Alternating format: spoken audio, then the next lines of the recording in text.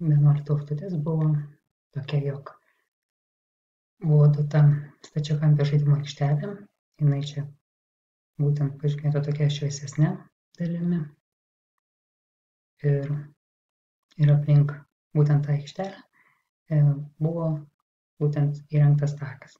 Tai būtent kartu su tuo taku gaunasi toks didesnis stačiakampis.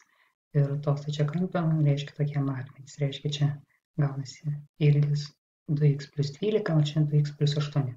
Nes esmė yra tokia, jog to tako reiškia plotis yra x, tai vadinasi, tiek čia prisideda x, tiek čia gaunasi x. Štat bendra dalis yra 2x plus 12, o čia ir x ir x gaunasi 2x plus 8.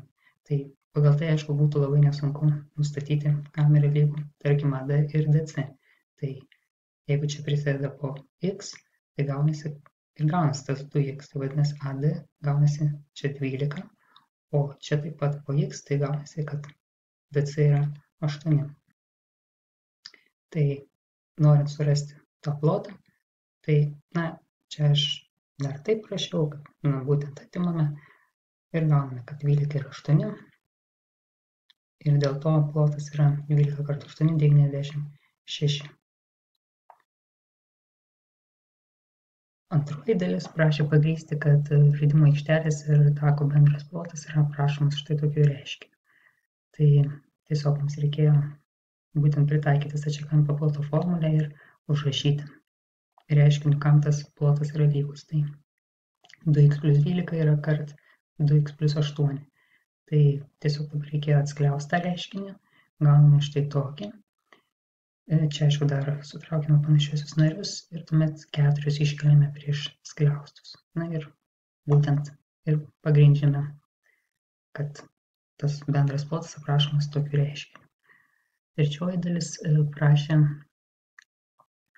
būtent išspręsti tokią lygtį, kadangi yra žinoma, kad žaidimo aikštelės plotas yra 140 m², mes jau išsiaiškiname, kaip yra kokiu reiškiniu užrašomas tos aikštelės, būtent dydis, tai užtat ir gauname tokią lygtį. Jau viskas, aišku, už mus yra padaryta. Jau ta lygtis sudaryta, tiesiog ją reikia įspręsti. Tai būtent reikia rasti tako plotį, tai turim omeny tą x, nes tako plotis būtent yra pažymėtas x. Tai išspręsti tą lygtį tikrai labai paprasta, galim pirmiausia pasidalinti iš 4 visą lygtį, tuomet gauname štai tokią lygtį, kurie akivaizdu, kad bus kvadratinė, dar 35 perkeliame į kairę lygties pusę ir tikrai įsitikiname, kad tai yra kvadratinė lygtis.